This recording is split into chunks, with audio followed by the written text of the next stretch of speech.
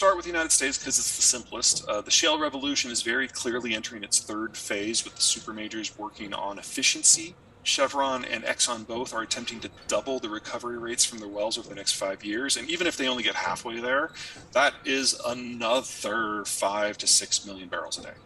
So I don't think we're anywhere close to sealing the ceiling on what we are capable of with U.S. shale.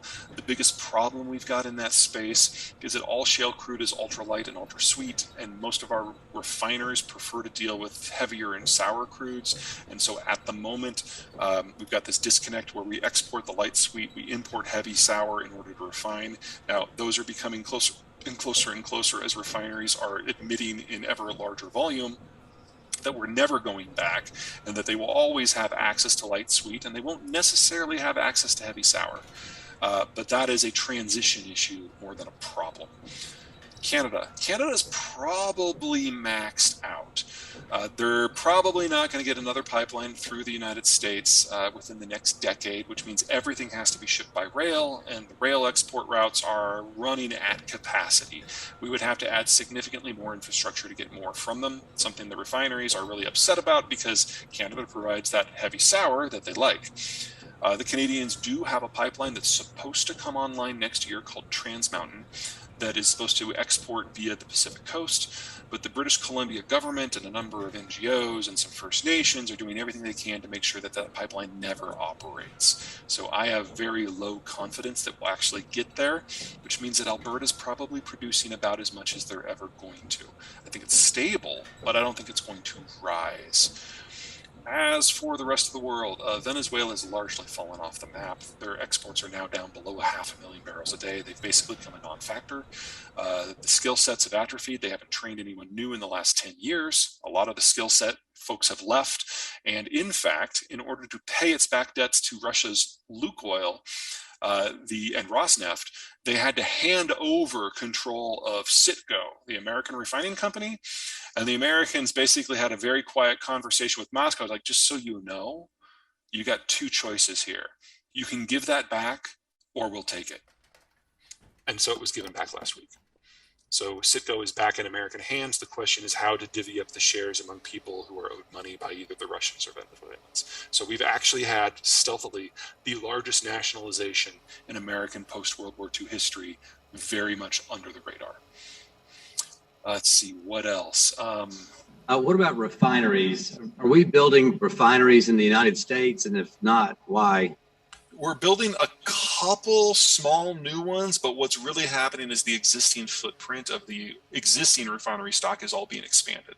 So we've added roughly 4 to 5 million barrels per day of distillation capacity over the last 7 years. And that's in addition to a little bit of distillation that we're doing in order to prep our light sweet crude for export. We pull out some of the natural gas liquids to process them locally.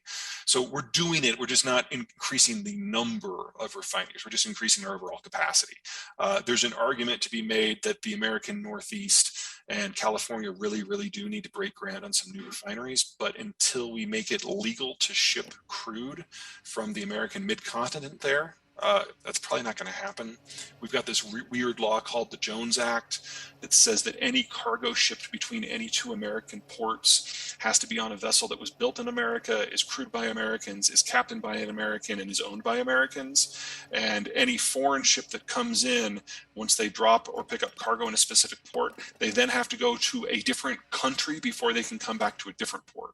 And then we've made it very difficult for us to ship product within our own system or even crude within our own system.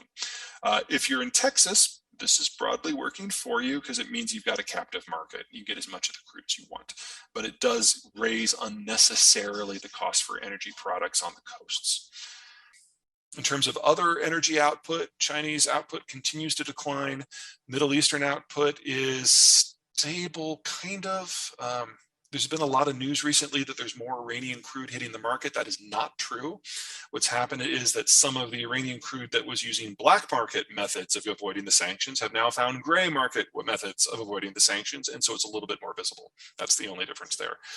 Saudi Arabia has reduced its output by another 1 million barrels per day, or at least they say they're going to. Look at what they actually do. The last time they said they were going to cut output by 1 million, they actually raised it by 250,000 barrels. Saudi's playing a weird game here. They know now, it's really sunk in that the Americans don't like them very much and that the Americans will never fight a war for them. And since we were their security guarantor for the last 70 years, they need a new one. So they are experimenting with different players, the French, the Brits, the Turks, the Chinese, the Japanese, in order to find someone who might fight for their ability to be fat and live in air conditioning. It hasn't gone great. Why isn't the U.S. more active in developing nuclear energy plants, especially smaller ones? But two, which leads to some of the things you've talked about, our ability to create more solar or wind powered options. The American Southwest is one of the top 3 solar zones in the world, and the American Great Plains are one of 2 great wind zones in the world.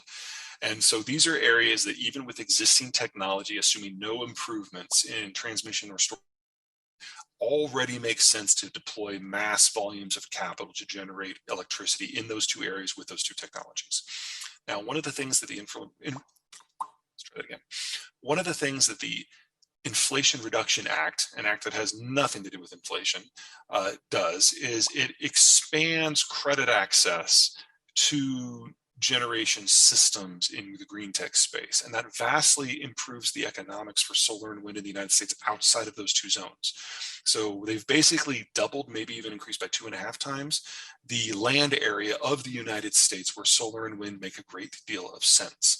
So just with this one law, we have probably enabled the United States to get roughly 1/4, maybe as much as 1/3 of their electricity from solar and wind 10 years from now.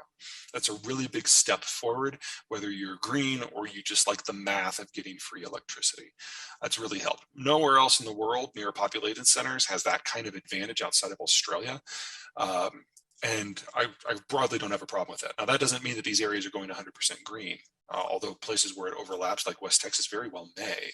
But it does push us a lot more in the direction of energy security and a less carbon intensive system. They're not perfect technologies, but for these geographies, they're pretty close. Biden, one of the things that he's doing right now is he's trying to recoup Democratic support for the union movement. The IRA was very big in that.